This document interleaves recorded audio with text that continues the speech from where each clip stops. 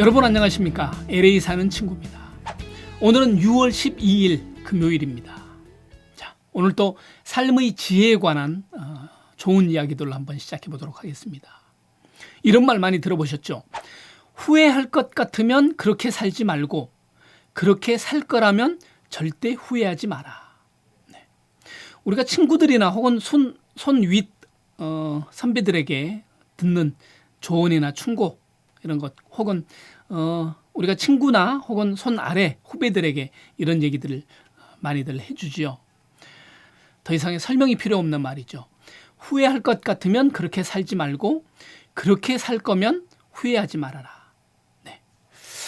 자, 제가 오프닝을 하면서 여러분들에게 이제 명언을 하나씩 이렇게 전해주고 있는데요.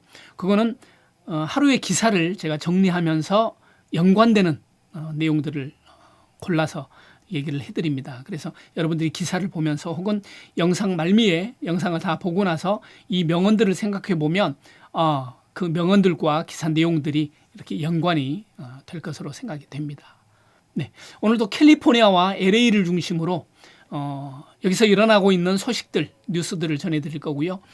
또 하나는 미국 사회, 특히 그 산업사회에서 일어나고 있는 노숙자의 문제, 그리고 코로나19가 다시 확산된다라는 그 소식에 대해서 여러분들에게 전해드리도록 하겠습니다. 또한 지금은 팬데믹 상황이기 때문에 코로나 현황에 대해서 말씀드릴 텐데요. 이것도 구체적인 수치보다는 전체적인 경향이라든지 상황만 말씀드리도록 그렇게 하겠습니다. 먼저 코로나 상황에 대해서 살펴보겠습니다. 미국은 전체적으로 210만 명이 지금 코로나 확진이고요. 사망으로 11만 명. 세계적으로는 767만 명이 넘었고요. 42만 명이 사망했습니다. 뉴욕은 확진자가 40만, 그리고 사망자는 3만이 넘었습니다. 캘리포니아는 14만 명이 넘었고요. 사망자는 4,900명. LA 카운티는 확진자가 6만 9천 명 다 돼가고 사망자는 2,800명이 넘었습니다. 오렌지 카운티는 8,153명, 그리고 사망자는 210명이 넘었습니다. 어제 하루 사이에 미국의 확진자가 2만 3천 명 됐고요. 사망자는 904명이 됐습니다. 주춤하던 증가폭이 5월 하순을 기점으로 점점 지금 많아지고 있는 이런 상황입니다. 이런 상황임에도 불구하고 지금 LA 카운티에서는 경제개방 3단계를 오픈을 했고 LA 카운티뿐만 아니라 오렌지 카운티에도 빠른 속도로 지금 확산되고 있어서 굉장히 우려가 되고 있는데요. 어쨌든 코로나 확산에 대한 소식은 후반부에 뉴스 더보기 코너를 통해서 제가 여러분들에게 좀 더 자세히 말씀드리겠습니다.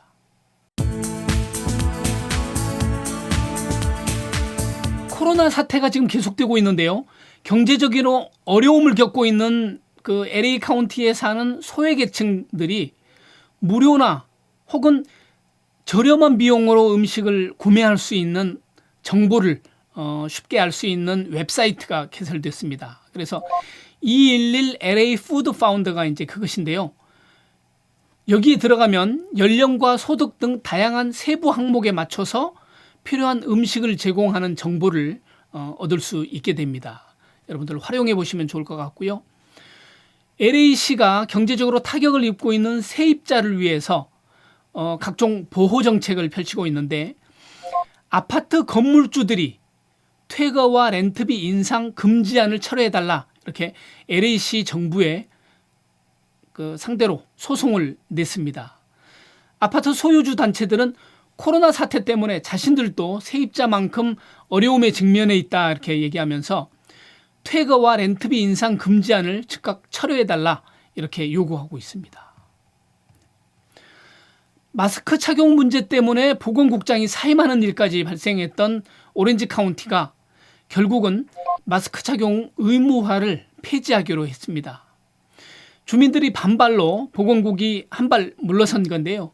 이것 때문에 코로나19가 더 확산되는 건 아닌가 이런 우려를 낳고 있습니다.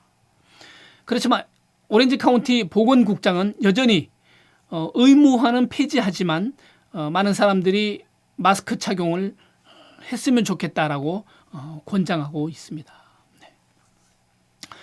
대형 유통 체인점인 월마트가 흑인들이 찾는 미용용품이 비치된 진열대만 잠궈두는 관행을 중단하겠다 이렇게 밝혔습니다.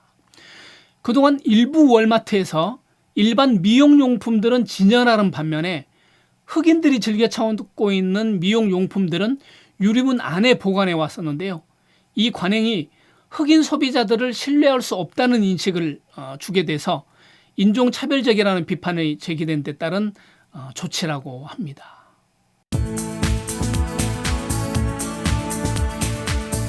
이번에는 미국 사회에서 특별히 산업사회에서 발생하게 되는 노숙자에 관한 이야기를 해보려고 합니다. LA 카운티에서는 홈리스 피플, 즉 노숙자들의 숫자가 지난 1년 사이에 급증한 것으로 나타났습니다. LA 노숙자 서비스 기관이 조사해서 발표한 것에 의하면 올해 1월 달에 노숙자 숫자가 66,433명이었는데 작년 1월, 그러니까 2019년 1월에는 58,936명으로 1년 사이에 약 7,500명이 더 늘어났다고 합니다. 퍼센테이로 따지자면 12.7%가 이제 증가한 건데요. LA시에서도 역시 마찬가지로 노숙인들이 그렇게 폭증을 했습니다. LA시는 지난 1월에 41,290명이었는데 1년 전 2019년에는 36,165명으로 5,125명이 증가했습니다. 퍼센트로 보면 14.2%가 LA시는 증가했고요. LA 카운티에서는 12.7%, 그러니까 LA 카운티보다도 LA시에서 더 많은 노숙인들이 증가했다. 퍼센트로 봤을 때 이런 얘기가 나오는 거죠. 근데 LA 노숙자 서비스 기관 디렉터에 의하면 워낙에 LA 지역의 노숙자들이 증가가 빠른 추세인데 지금 6월의 상황을 보자면 엄청나게 더 늘어 있을 것이다 이렇게 이제 얘기를 하는데 그 원인은 뭐 우리가 짐작할 수 있는 것처럼 3월 달에 팬데믹을 선언하면서 직장이고 영업 사업체고 모두가 홀딩했잖아요. 그래서 직업도 잃게 되고 일자리도 없어지고 이런 상황이 있다 보니까 많은 사람들이 렌트비도 못 내고 다시 거리로 이제 내몰리는 이런 상황이 돼서 그런 이유가 됐겠죠. 네. 어쨌든 이렇게 노숙자가 증가한다는 것은 지역 경제뿐만 아니라 공중보건에 있어서도 상당히 악영향을 미칠 것으로 보입니다.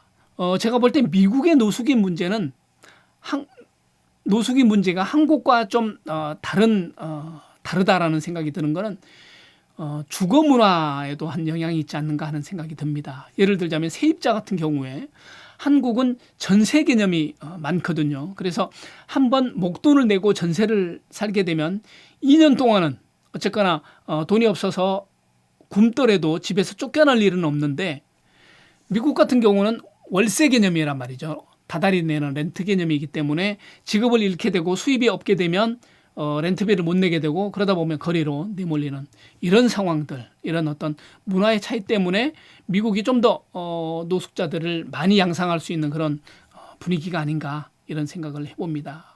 그러면서 LA 카운티, LA시 이렇게 노숙인들이 늘어나는 부분에 있어서 우리가 한번 주목해 볼 만한 내용은 LA 노숙인 서비스 기관 디렉터가 이런 말을 했습니다.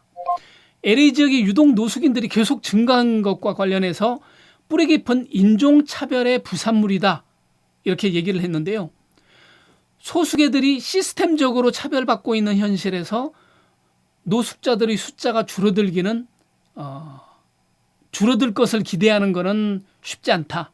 이런 좀 의미심장한 이야기를 했습니다. 우리가 한번 새겨볼 만한 이야기가 아닌가 하는 생각이 들고요.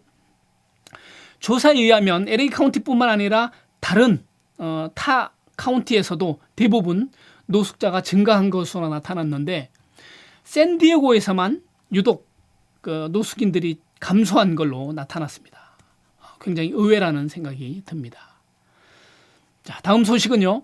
코로나19가 다시 몰려온다. 이런 경고성 뉴스입니다.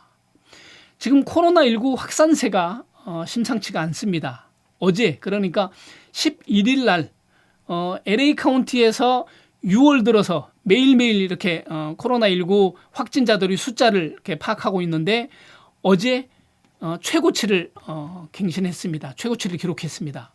1857명 하루에 확진된 숫자가, 그러니까 어제 미국의 확진자 숫자가 23,000명이었는데 LA 카운티 한 카운티의 숫자가 1857명이면 거의 뭐 7, 8%가 되죠. 미국 전체 7, 8%가 되니까 얼마나 많은 수치인지 우리가 알 수 있죠.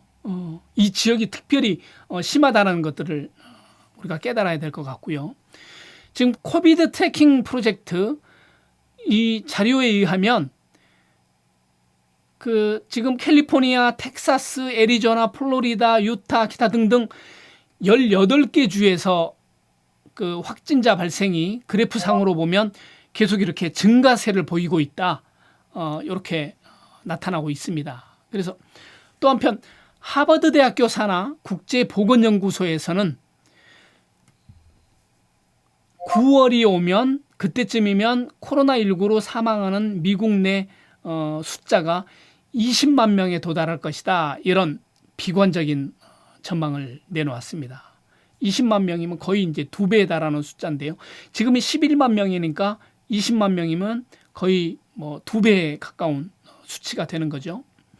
또 워싱턴 대학교 보건측정분석연구소에서도 9월 15일쯤에 코로나19의 제2차 파도가 시작될 것이다. 이렇게 예측을 하면서 10월 1일에는 사망자가 17만 명에 이를 것이다. 이렇게 전망하면서 적게는 13만 명, 많게는 29만 명에 이를 것이다. 사망자 숫자가. 이렇게 내다봤습니다. 원인으로는 뭐니 해도 경제 재개방, 그러면서 또한 느슨해진 경계심, 이렇게 얘기를 했는데요. 지금 현실적으로 보더라도 LA 카운티에서 경제개방 3단계를 오픈했잖아요. 그러면서도 에릭 가세티 시장은 여전히 우리 주변에는 코로나가 지금 확산되고 있다. 그러니까 공중보건 지침을 잘 따라달라 이렇게 요구를 했는데요. 오렌지 카운티에서 마스크 착용 의무화를 폐지하면서 보건국장이 한 얘기는 의무화는 폐지하지만 그럼에도 마스크는 여전히 많은 사람들이 차기를 권한다 이렇게 얘기하는 것과 일맥상통하는 것 같습니다. 우리가 한번 새겨볼 만한 일이고, 이 이야기들이 후회할 것 같으면 하지를 말고 그렇게 살 것 같으면 후회하지 말아라, 이 말들과도 같이 연관지어서 한번 생각해 볼 문제인 것 같습니다. 자, 오늘 제가 준비한 것은 여기까지고요. 저는 내일 다시 뵙도록 하겠습니다. 지금까지 LA 사는 친구였습니다. 감사합니다.